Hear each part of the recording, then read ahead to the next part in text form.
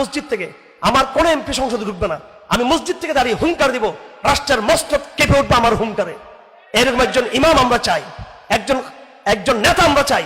মসজিদের মিম্বরে দাঁড়িয়ে ডাক দিবেন, সংসদে গিয়ে ডাক দেওয়ার দরকার নেই তার, মসজিদে বসে ডাক দিবেন, আর ওইভাবে মসজিদে কথা বলবেন, যাতে মসজিদ থেকে দাঁড়িয়ে কথা বলবেন, আর ওইভাবে সংসদ আইন পাশ হবে তার কথা মোতাবেক।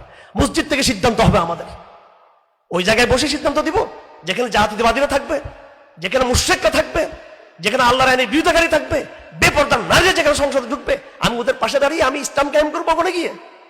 আমি মনে করছি এটা আমার সমস্যার সমাধান। মসজিদ তো আল্লাহ আমাকে দিয়েছে, আমাকে ইনফ্রাস্ট্রাকচার, অবকাঠামো মসজিদ আছে এখানে।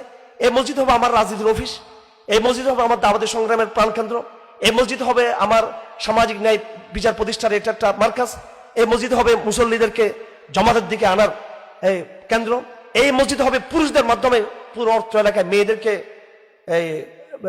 মেয়েদেরকে মোটিভেশন করার মাধ্যম হবে এই মসজিদ, ছেলেদের মাধ্যমে।